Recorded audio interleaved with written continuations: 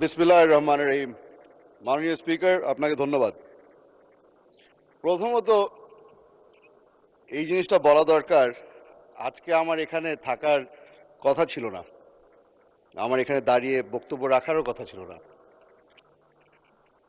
আমার মরহুম বাবা সালাউদ্দিন কাদের চৌধুরী, ওনাকে মিথ্যা মামলায় হত্যা করা হয়, আর সেই কারণে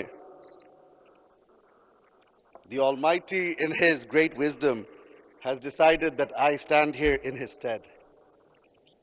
আমি যদি কোনো ভুল করে থাকি আমাকে ক্ষমা করে দিবেন, তবে প্রথমবারের মতো বক্তব্য রাখছি এই সংসদে, কিছুটা তো নার্ভাসনেস আছে।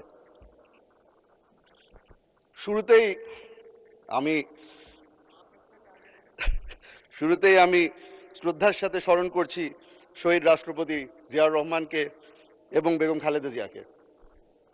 ওনাদের কারণে আজকে এই স্বাধীন বাংলাদেশে দাঁড়িয়ে আপনার সামনে বক্তব্য রাখতে পারছি। মাননীয় স্পিকার, আমি প্রথমে আপনাকে ধন্যবাদ জানাতে চাই। আপনি হয়তো ভুলে গেছেন, তবে আপনার সাথে আমার একটা বেশ পুরানো সম্পর্ক আছে। আমার বাবা যখন বাংলাদেশ জাতীয়তাবাদী দল জয়েন করে, সেই প্রস্তাব আপনি নিয়ে গিয়েছিলেন, আর তার মাধ্যমেই, যেহেতু আমার বাবা জাতীয়তাবাদী দল এবং জাতীয়তাবাদে বিশ্বাস করতেন, সেই কারণে আজকে আমি মাননীয় প্রধানমন্ত্রী তারেক রহমান সাহেবের দলে যোগ দিয়ে ওনার সংসদ সদস্য হিসেবে দাঁড়িয়েছি। মাননীয় স্পিকার, এখানে দাঁড়ানোর পরে অনেকেই তাদের নিজ নিজ এলাকার সমস্যার ব্যাপারে কথা বলেন। আমি আজকে সেটা থেকে একটু দূরে সরে যাচ্ছি। রাঙ্গুনিয়া চট্টগ্রাম 7-এর জনগণ আমাকে ভোট দিয়ে এখানে পাঠিয়েছে, কারণ তারা বিশ্বাস করেছে যে আমার মধ্যে হয়তো সেই ক্যাপাবিলিটিটা আছে, যেটার মাধ্যমে এই এলাকার সব সমস্যার সমাধান আমি খুঁজে পাব। আজকে এখানে দাঁড়িয়েছি, ধন্যবাদ জানাচ্ছি মাননীয় প্রধানমন্ত্রীকে, কারণ উনি একটা সুযোগ করে দিয়েছে আমাকে এবং আমাদের সকল সদস্যদেরকে, যেখানে বারবার করে সংসদে দাঁড়িয়ে ওনার সাথে আলাপ আলোচনা করা যাচ্ছে। ওনাকে এখানে পাচ্ছি আমরা, এবং ওনার সাথে আমাদের যেই মিনিস্টাররা ওনার সাথে কাজ করছেন তাদেরকেও আমরা প্রতিদিন পাচ্ছি। তাদের কাছে আমি অনুরোধ করব, আমার এলাকার যখন সমস্যা নিয়ে আপনাদের কাছে আসি, সাহায্য করবেন। 17 বছর ধরে কোনো ধরনের উন্নয়ন হয়নি রাঙ্গুনিয়ায়। আজকে আপনাদের কাছে হাত পেতে ছোট ভাই হিসেবে এসেছি, আশা করি আপনারা সকলেই সাহায্য করবেন।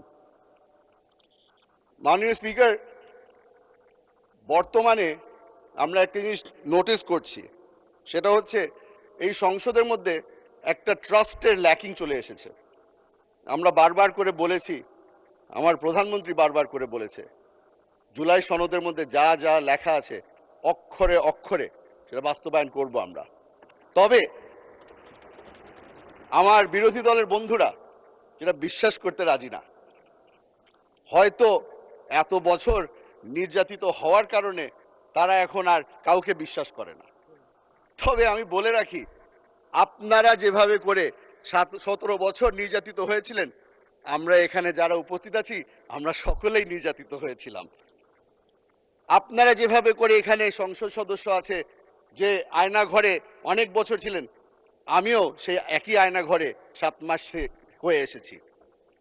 বেশ লম্বা জার্নি ছিল আয়নাঘর থেকে এই সংসদ পর্যন্ত। আশা করি আমার উপরে তারা ভরসা রাখবে। আশা করি যারা যারা এখানে নির্যাতিত, যারা এখনো এই গুমের শিকার, যারা এখনো প্রিয়জনকে ফিরে পায়নি, তাদের উপরে ওনারা ভরসা রাখবেন। আমরা একটা নতুন জিনিস দেখতে পেলাম।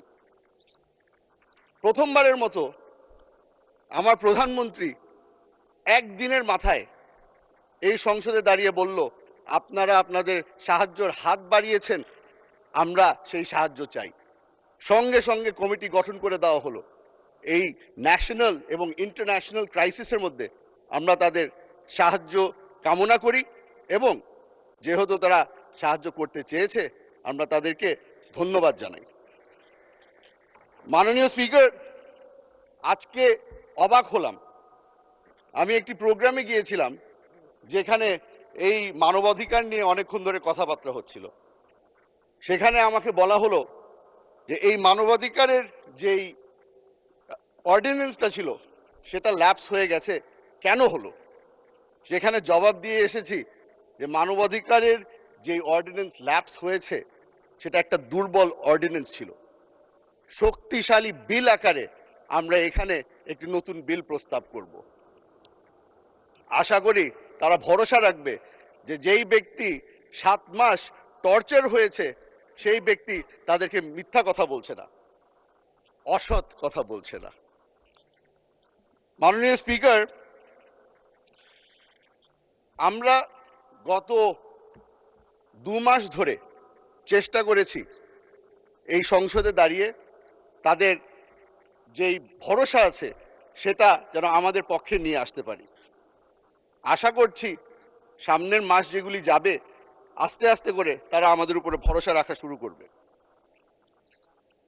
মাননীয় স্পিকার, মাননীয় সদস্য, আপনাকে আরো 2 মিনিট সময় দিচ্ছি, কিন্তু এই 2 মিনিটের মধ্যে আপনি কনক্লুড করবেন।